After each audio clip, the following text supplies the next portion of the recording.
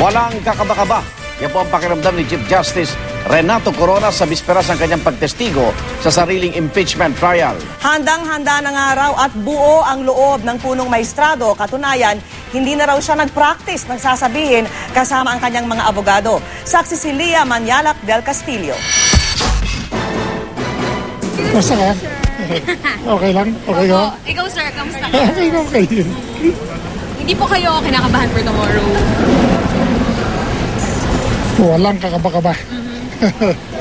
Ito ang pahayag ni Chief Justice Renato Corona sa bisperas ng kanyang pagsalang sa witness stand sa sariling impeachment trial. Pinakaaabangan ang pagharap ng punong mahistrado sa impeachment court bukas sa pag-asang mabigyang linaw ang mga alegasyon laban sa kanya.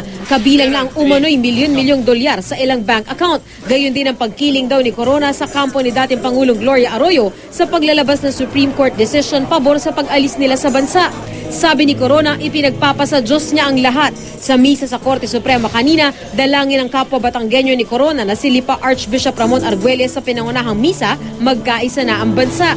Naging mailap naman si Corona ng tanungin tungkol sa pagtulong umano sa kanya ng Iglesia ni Cristo, gayon din sa pagbisita ng Pangulo sa tanggapan ng Iglesia. Hindi ko alam.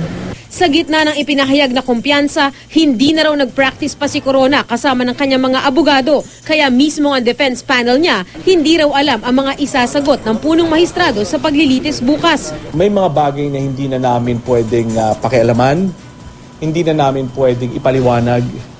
It is his ball game.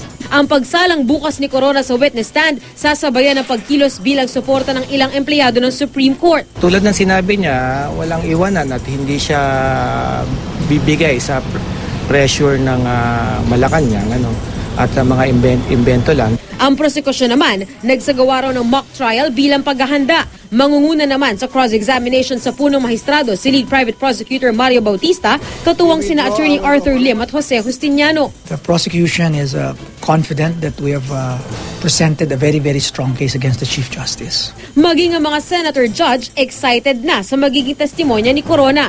Regardless, ika nga, no, of our political affiliations, regardless of whether we are supportive of this administration or not, as mga senator judges, mukhang merong near unanimity or pagkakasundo na pinakamainam na humarap siya at ipaliwanag yung mga paratang laban sa kanya.